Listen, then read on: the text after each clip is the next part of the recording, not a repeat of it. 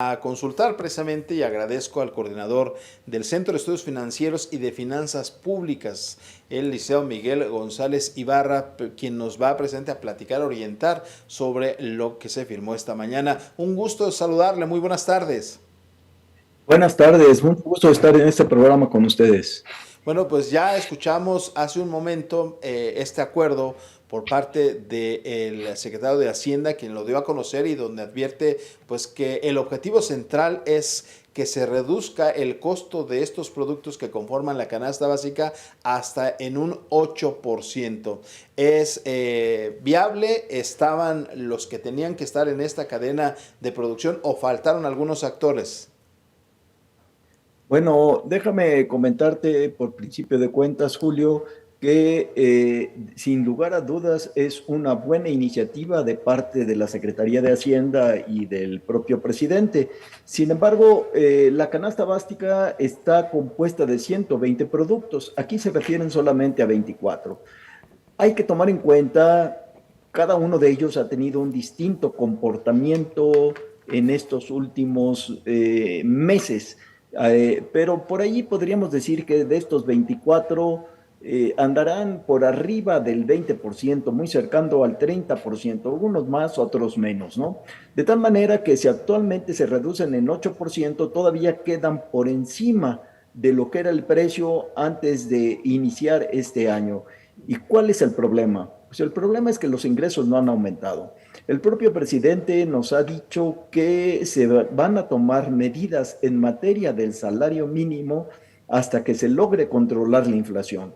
Pero mientras tanto, pues bueno, se van a estabilizar con ese 8% menos, pero con un cerca de un 15% más de lo que estaban a principios de año estos 24 productos básicos.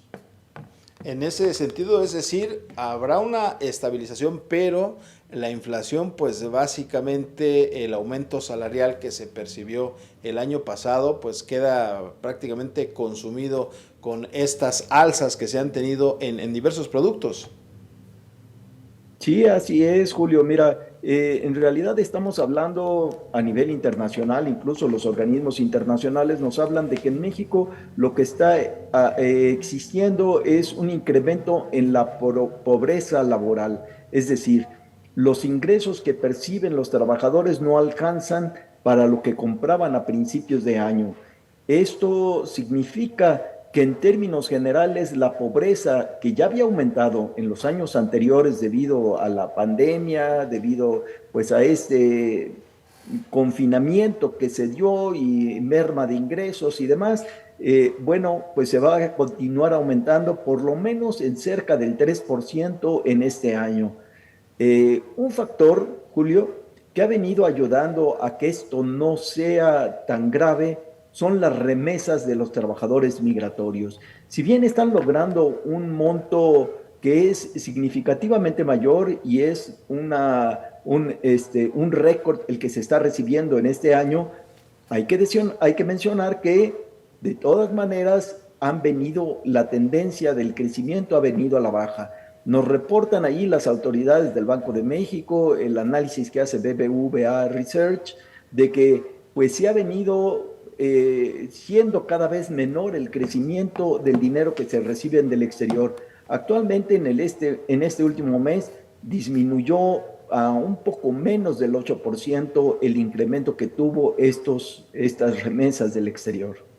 Ahora, seguramente la ama de casa, el obrero que regresa, que tiene que invertirle cada quincena, cada semana a los gastos del hogar, se preguntará si tras este acuerdo productos como la tortilla, el huevo, algunos otros que están en esta canasta básica, en lo inmediato se verá reflejado esta contención. Si bien no regresar a sus precios de hace un año, por lo menos contener la escalada de precios que ha venido sumándose en los últimos meses. A partir de este acuerdo con los empresarios más importantes del país, entre ellos los de Minsa, los de Gruma, que tienen que ver con la tortilla, por citar un ejemplo, ya se tendrá que estabilizar e incluso en algunos puntos hasta reducir ligeramente el precio, por ejemplo, de la tortilla, licenciado. Bueno, ese es un problema que habría que ver porque Minsa y Gruma pues lo que hacen es harina de maíz, pero muchos de las empresas, de las tortillerías, para decirlo en concreto, trabajan con el maíz nixtamalizado, es decir, no con harina. Y entonces eso no necesariamente se incluye en el acuerdo. Hay que recordar que hace un tiempo, es decir, en el sexenio anterior, en la administración de la Ciudad de México, se logró un acuerdo solo para la Ciudad de México en tratar de contener el precio de la materia prima de la tortilla, que es el precio del maíz. Claro, subvencionándolo el gobierno de la ciudad, y así se logró contener el aumento del precio de la tortilla, pero de la tortilla de las tortillerías, porque claro, si uno va a comprar las tortillas a estos tiendas de autoservicio, pues seguramente lo hacen con harina de maíz y los precios sí tienden a ser menores. Entonces, sí hubo algunos empresarios, pero yo diría que faltaron otros actores para que sea pues una medida más generalizada, ¿no? Así desde la óptica como usted nos la platica. Sí, Julio, mira, incluso el propio presidente lo señaló, aunque sea nada más de refilión, que lo que hay que ver es la producción, porque en realidad lo que estamos hablando son de los que transforman el producto en harina, los que lo comercializan, los que lo envasan, al final de cuentas, en el caso del atún, pero el problema está en la materia prima. Por supuesto, también está en otro tipo de costos que están en realidad contenidos, que son los salarios, que es la maquinaria, y los otros que no están contenidos son los costos financieros. Si estos no se logran contener y rebasan las expectativas, por más que quieran los transformadores o los comercializadores, no van a poder mantener estos precios, ¿no? Se van a ver obligados a subirlos. Entonces, básicamente, el problema nuestro, desde mi punto de vista, se encuentra para controlar los precios en la producción. Y hasta ahora no hemos visto muchas acciones que sean efectivas para tratar de fomentar la producción de las materias primas. Claro, hay una serie de medidas que se anunciaron como impedir que se exporte el maíz y el frijol, pero no sabemos si este será suficiente para el abasto interno y además si cuáles serían los precios, porque si los precios que se tienen son muy por abajo de lo que pretenden los campesinos, lo que se va a propiciar es un mercado negro, ¿no? Es decir, acaparamiento 90 y por lo tanto lo que podría llegar a existir, que es un peligro, es precios, sí, contenidos, no controlados, como dijo el presidente, contenidos, pero nos enfrentaríamos a un problema que hay que tratar de evitar de escasez, es decir, productos baratos, pero que no hay. Finalmente, entonces, el panorama para el último trimestre de este año en materia económica es pues complejo todavía para lo que resta de este año, licenciado.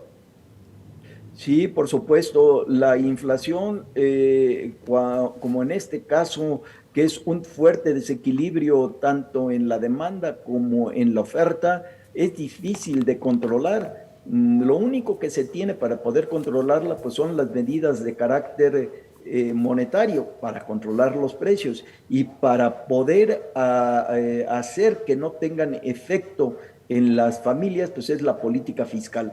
Y hasta ahora, pues ya no hay mucho campo en la política fiscal para poder aplicar más subsidios. Son suficientes ya los subsidios que se están aplicando en el caso de las gasolinas, en el caso de la electricidad, pero no en la producción del campo o en la producción de los productos marítimos como es el atún que se está incluyendo. Entonces necesitamos una política más activa de apoyo a la producción.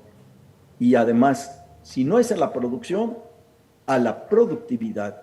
Hay que incrementar la productividad del campo, hay que incrementar la productividad en términos generales de la industria mexicana. Y esto es algo que se ha venido, bueno, estamos en un estancamiento después de haber tenido una tendencia descendente. Actualmente estamos realmente estancados en materia de productividad.